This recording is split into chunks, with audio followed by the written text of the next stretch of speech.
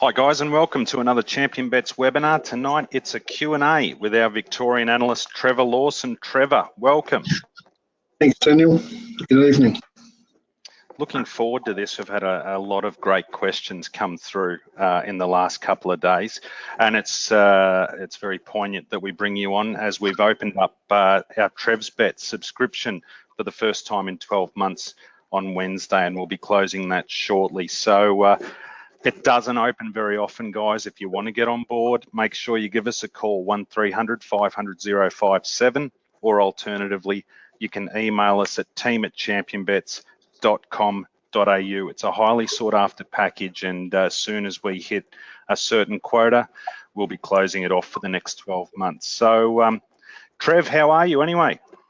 Yeah, good. Yeah, good, Daniel. Yeah. Mate, we'll jump straight into it. And the first question we've got is from Toby. Toby says, I know it's going back a while, but how did you know you could make it as a pro? It's a big shift from being a keen amateur to trying to live off the punt. Well, I suppose one stage I had no alternative because I got to a certain age and I didn't really have any other skills. In a previous life, I'd been a professional golfer. I stopped playing in about 1995. And then I met some guys in the late 90s. I'd always sort of bet, but they were sort of professional, really professional punters. And it was the start of when computers were sort of getting around and you could sort of get proper databases and stuff like that. And I started working with a guy there, and I did that and sort of learned some stuff off him. And I sort of got to the birthday milestone, and I thought, well, I haven't really got any skills other than playing golf, which I don't do anymore. So I better try and make this work. And so I put my head down, my bum up, and I learned as much as I could. I sort of spoke to people. I read as much as I could. To this day, I still have a very understanding partner who's, she was a great help, helped me along the way, and eventually I got it going the right way, and it's been going quite well for a while now. Those first few years, especially just starting out, give us a snapshot of, did you start off with a bang that first 12 months? Did you, it just happen easily? No, I started with, I started with a guy, and it didn't sort of work out 100%. And I just sort of went out on my own, and I had the remnants of a database. I added to it. I learned early on that, you had to stay in the game. So to start with, I bet very small. I probably bet, wasn't big enough to actually live off, but eventually I was able to build a bank, and then I kept going. And I just learned along the way, and I learnt little things, and I asked questions. I was always interested in, I never sort of wanted to know what someone liked. I wanted to know why they liked it. So it wasn't like, oh, what are you tipping here? It's like, oh, you backed that. Why did you back that? And then I go back and I review it. It's a lot easier now, like with dynamic odds. You've got all the fixed odds, all the tote odds, all Betfair, all there. I use that a lot to sort of analyse, what the market thought of certain horses' chances and things like that. So a lot of pros. I've read a number of books. Seem to bring it back to one significant moment or bet that they had that got them going. Is there anything like that for you? Can you remember? Nothing really. midweek in Flemington in the early 90s? No, we used to. I mean, it was sort of like everyone at one stage. I used to bet.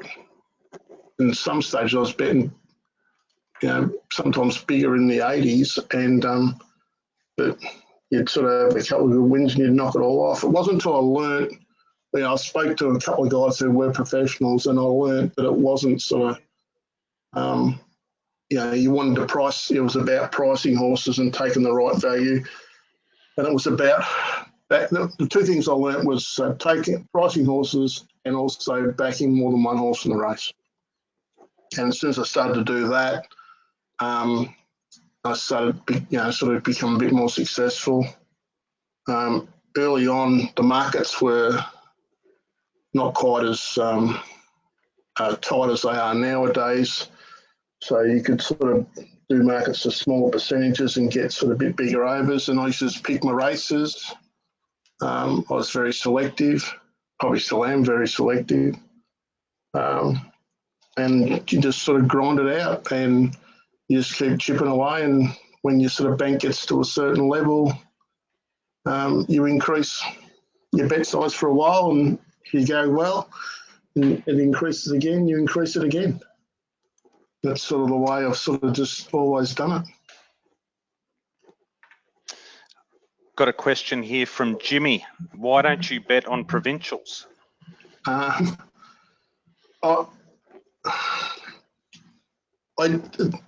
as a blend, I do, but I don't a lot bet on them. The quality of the horses nowadays are pretty ordinary in a lot of races, and I just find it easier to cover the metro meetings. There's sort of 3 of those roughly a week. That's a bit easier for me. If I bet in, for argument's sake, where Aaron does in South Australia, I might have done a couple more meetings. Or if I'm in Sydney, there's, I suppose you could do Sydney plus the major provincials, but in Melbourne or in Victoria, your horses can go to Ararat or Hamilton, or one went to Murtoa and come back and won a Group 1. So it's a lot of areas to cover, and it's a lot of areas to cover. I cover them all, but not with the same degree that I sort of do the city. So I'm sort of more confident in the city. So not so I don't bet in provincials. I sort of do, but it's just sort of more a time thing. But I might bet a couple of days a week at the provincials, and then I mightn't have a bet for 3 weeks. So it just depends. Just on that point, Trev, tell us a little bit what got you into track walking. Was it someone saying to you, if you're going to make a go of this is something that you have to do, or is that something that you decided off your own back? No, I met a guy, and he was doing it, and they used to do it. He was part of an organisation, basically Adelaide-based, and they used to walk it before the meeting. They'd walk it before the first leg of the quad, and they'd walk it after the last. And I live virtually a stone's throw from Caulfield, so I used to start walking Caulfield, and then I started walking Sandown, and I started walking them all. And then he and I basically still to this day, sort of nearly 20 years later, basically combine the 4 tracks. We just do them between ourselves. We sort of basically trust each other with what we come up with. Beautiful. Guys, too, while you're listening, fire the questions through. We've obviously got some pre-prepared ones that people have sent in over the last couple of days, but Peter has just got online and sent us a quick one. Trev, what do you think of lay betting? I think it's okay. It just wasn't my mentality. I think some people, like even guys that sort of go to the races or worked at the races, you sort of tend to find there was the punters and the guys that worked for the bookies. The bookies Bagman and all that, they tend to be layers. I think it's just the mentality that you have. And I've always sort of just had more, excuse me, a punter's mentality. I just sort of understand it a bit more, I suppose. So, but I can understand, people, that want to do that way, but it just wasn't sort of, I just wanted to bet, not so much, bookmake. Yep. No worries. We've got one here from Daniel, one of our great clients, and he says, when not backing faves, how many points off ratings from the top do you need to be to still be a bet? No, I sort of want to twofold. If the favourite was just unders, I might back, the second and third picks if they're sort of longer than, longer than what price I've got them. If I didn't like the favourite at all, then I'll just back all the overs. It's about how much you're going to outlay for how much return. So I'm always trying to get, you're trying to outlay as little as you can for the biggest return.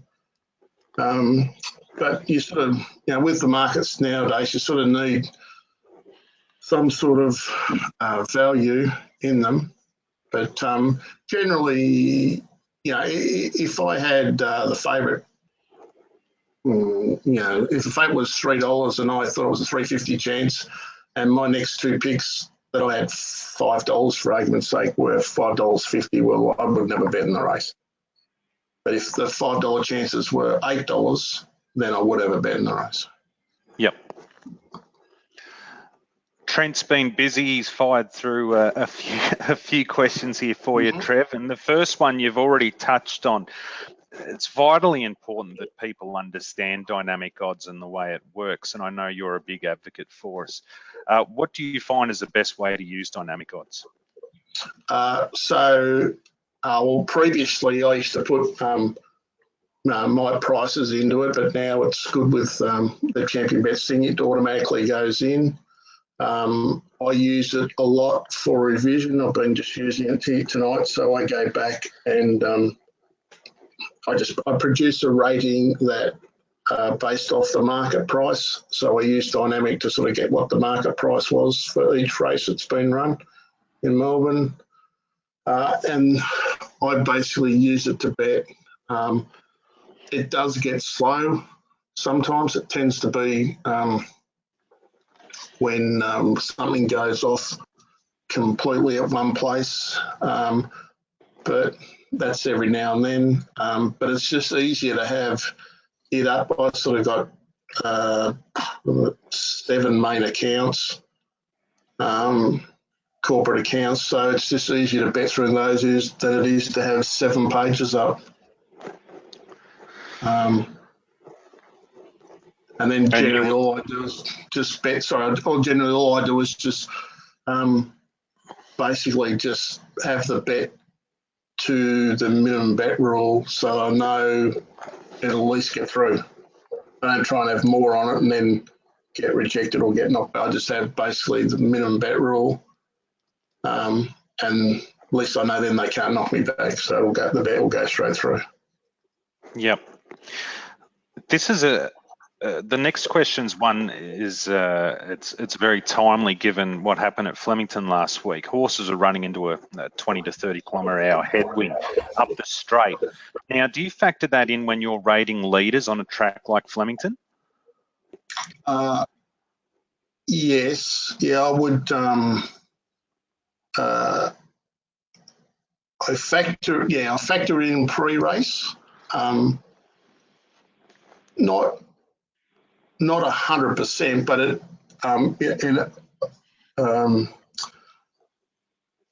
like I wouldn't say, this horse can't win because it's going to lead into the wind, but I would be harder on it for those reasons. There's certain tracks, that face certain ways, so when the wind's going to blow from a certain direction.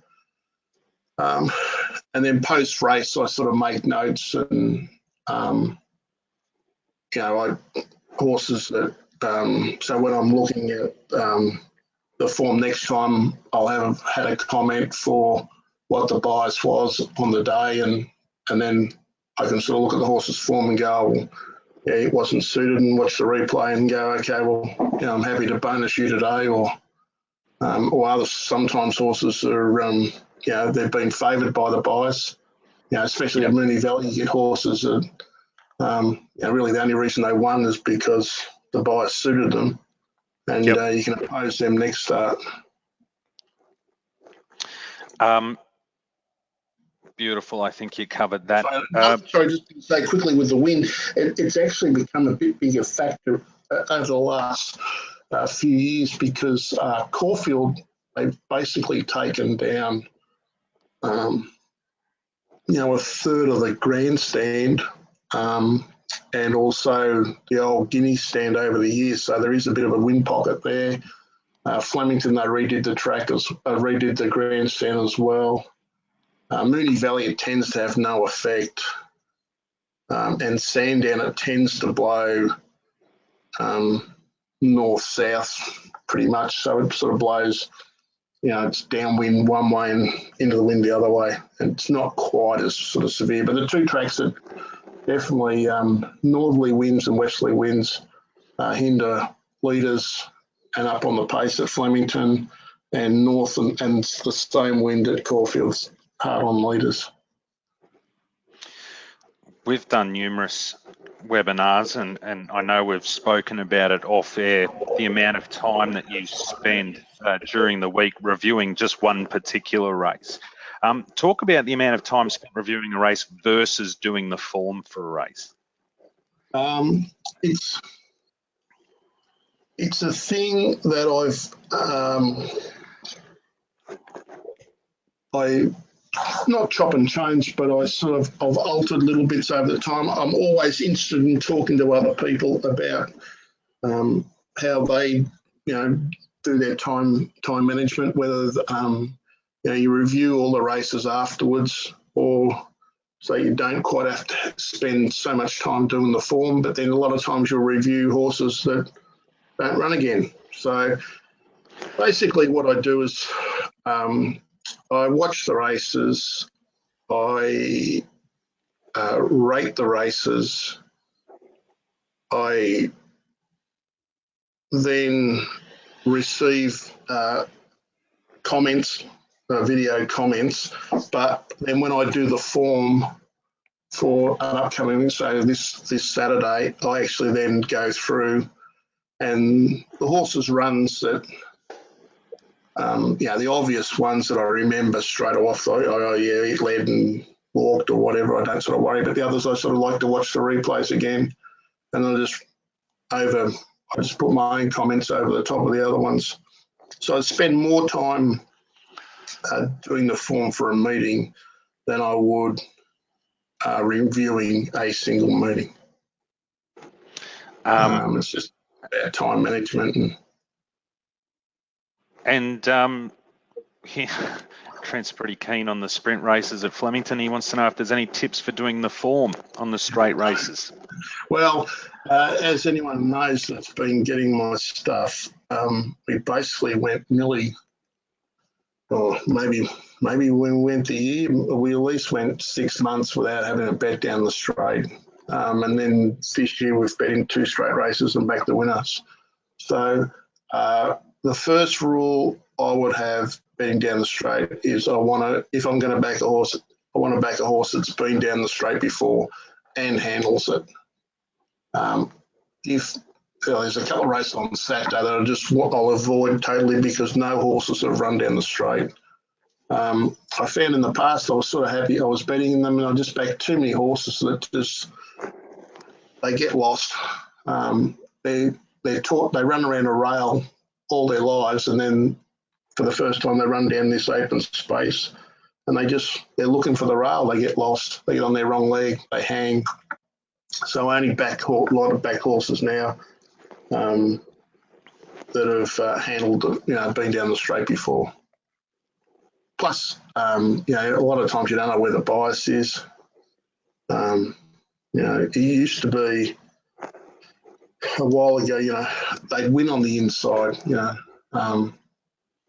but now they just tend to never go near the rail. So it just becomes a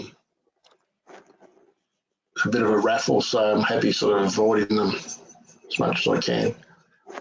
Question from Paul, as a previous subscriber to Trev's tips, just a staking question. A couple of times in the past, Trev has recommended 2 bets in one race on the favourite and second favourite. For example, 1.2 units on a 280 shot and 1 unit on a 330 shot. In effect, you're taking around $1.50 for your money. Costs the exercise if they both lose. I would appreciate your thoughts on this. Yeah, I'm not sure about, I can't remember the thing, but if it was a 280 shot, actually the bet would have been a lot bigger than that. So it would have been like $1.70 or 1.7 units or something. The only thing I can think is because the bets go out early in the morning, and sometimes if I suggest taking best of the best or top fluck, and the races run 6 hours later, the horses may have shortened a lot shorter than what I have in the morning. So when I send it out in the morning, I'm basically just trying to put out bets that at least what price I've got them at the time. Hopefully they're better odds. And sometimes I might, if I send out 2 horses, the second horse might be half a bet just to, get your money back on the other one. But I can't remember having an example like that, but I would be trying not to do that. Yeah, because I don't, effectively, I want to get, ideally I want to get sort of $2.50 your money, but at least want to get better than $2. So, normally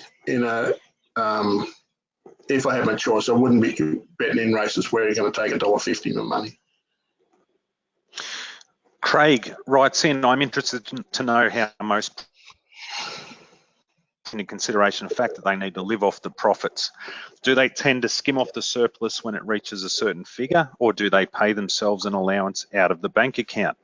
Or do they take in a small percentage of each win? I ask because it takes a lot of nerve to ride out the inevitable bad runs, but imagine it's even more stressful when you know you need to generate a profit to eat. Great question. Yeah. Well, when I first started, I didn't have a bank, so you basically did everything. But now, I've got to a situation where I'm sort of able to fund everything in the household, and I just basically I keep money in the accounts, and I basically have 2 figures. And when it goes over one figure, I just take the surplus out and put it in the bank. And when it goes under a certain figure, I just top it back up to that figure. And that seems to work well. There's a lot spoken about what sort of percentage of a bank you need and how much you need and this and that and whatever. You can bet sort of a bit bigger to start with. A lot of people talk about 3% and this and that. When I started, I was sort of betting 10% of my bank. So basically, I had 10 races. I got 10 races wrong, I was going to knock it all off.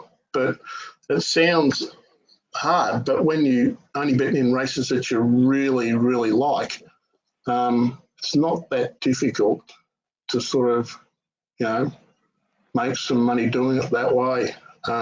But of course, as your bank increases, then you're not going to sort of do that if you, have a huge bank. You don't want to knock it all off then. But to get started, but then also to get started, I was, I relied on some other, a sort of a partner to fund things. But now I'm sort of able to, I bet enough volume or enough, bet to win enough money that I can sort of fund everything myself. Beautiful. Great answer. I don't pay myself an allowance. So if I had a decent win and it went and and what goes over my limits, then that's the bonus. It just goes in the bank and sits in the bank, and if we need to buy something, we buy it. It's not really, I don't go out and buy a speedboat or anything like that, but it's just sits there. I think the thing to remember is it's not. It's just a job, and you can make a reasonable living. You can make a lot of money out of it, but to make a lot of money, you got to outlay a lot of money. But you can make a reasonable living out of it, and in some ways, it beats sitting in an office, and and you can work your own hours. So I can, if I want to, I can get up at 4 o'clock in the morning and start working then, or I can work at 11 o'clock at night, or I can work at 3 o'clock in the afternoon. It doesn't make any difference as long as I get the work done. Doesn't matter when I do it. I think the next question from Phil touches on those very subjects, and I think you've answered it pretty much. How you manage your normal living expenses? Do you have a separate punting bank? Do you pay yourself a wage? But it's fascinating stuff to hear you talk about it and just manage those thresholds in your accounts. Yeah, and it's like everything. That's like a lot of things. There's lots of theories and this and that, and then there's reality, and that's the reality is that, as I say, just the money just sits in the bank account, and then you sort of you top it up, and in the past, if you're having a filthy run, you might have to top it up with your credit card, but and then you try and pay it, but luckily those days are long past. So,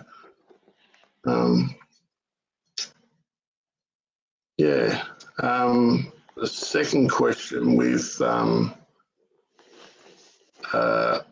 got applying for loans. Luckily, I suppose I don't really have to.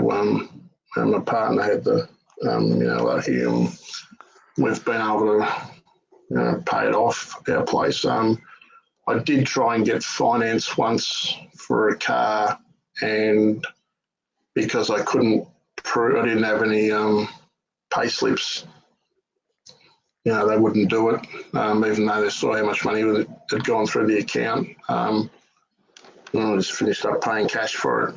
Credit cards, well, there was a boom years ago when they basically just gave them to you, so I just made up a figure and got a credit card. And then because it's sort of reasonable customer and use it properly, you don't have any trouble. What do you tell new people you meet about what you do? And if you say pro punter, what sort of reaction do you normally get? I'm guessing they probably ask you for tips straight away. Yeah, it just depends. Some people, I've got friends of my partner and friends of hers for years. They still don't know what I do. We've been together 27 years or something. They don't really understand it, or otherwise they'll sort of go, as soon as spring carnival goes, they'll go, "Oh, is there races on still this time of year?" They have no idea that there's races, 363 days a year. I told a woman, it's become a friend of ours, the first time I met her, that I was a short-term money manager. And 25 years later, she still refers to it. Every time she sees me, she goes, "How's your short-term management going?" I told somebody else I hadn't bumped into, a golf pro, hadn't bumped into, and he thought I was serious. He thought I was working for Deloitte or something. I just sometimes I just tell them. Sometimes, because I'm a bit older now, sometimes I just tell people I'm retired. And just it's easy to. I tell them I'm a market analyst, financial analyst, things like that. Beautiful. And so Phil also asked, what do you write on forms when they ask you occupation? I put on financial analyst. Normally I put on, or market analyst. Yeah, so it's Yeah, I never sort of say professional punter. And it's interesting. I mean, people that sort of know something about it, or they'll ask you other questions. Other people just sort of go, "Oh, can you make a living doing that?" And you sort of go, "Oh, yeah, oh, okay," and then they just sort of leave it, and you know. The last one may be a little personal. Absolutely understand if Trev prefers not to answer. What sort of unit size do you use to make a living off your own stuff? I'll use a bit bigger, but I would have said if you can back a horse to win the minimum bet rule, so if you can back a horse to win $2,000, you can make a living out of it, I would have thought. Got a question online for you, Trev. Do you factor in the appearance of the horse in the enclosure or on the way to the barrier? Yeah, I'll just back on that other thing with the unit size. So I was just going to say,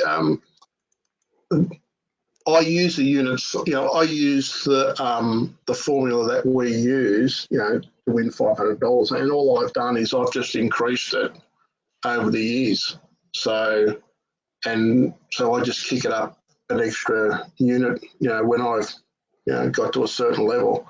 So anyone that's sort of doing it, that's what they should be doing. You don't want to be betting to win, the one unit the whole way through. If you're winning and your bank's increased, then you increase it as well slightly. But I would have said, if you could win, if you can win $2,000 a week, it's $100,000 a year, and it's not unreasonable to win that easily. Sorry, and then I've got a friend who he goes to a lot of the metro meetings. He goes to some bush meetings. His opinion I value of looking at the horses. So I will ring him most races and just get a little rundown of what they look like and things like that. And then it just might, change me slightly in what I'm doing. Sometimes I'm already on, so it doesn't sort of, I die. But it's just another little, it's a bit like the track walking. You're just trying to find a little edge that can help you, sort of thing. So, there's guys that sort of, look at them. You tend to find now, I think there's a lot of the bigger teams have people looking at them, and that's one of the reasons, like, sometimes in the last sort of 5-6 minutes, horses can blow significantly because they haven't paraded that well. Trev, I think that's just about it for all the questions. Mate, it's been fascinating to get your insight on your workings as a professional punter. Again, we love having you on board. And guys, please, if you've got any other further questions after listening to the webinar or watching it on YouTube, send in your questions, team@championbets.com.au, or give us a call, 1300 500 057. Trev's bets will be open for the next couple of days, but be quick. Trev, thank you again. So thanks, Daniel. Thanks, everyone.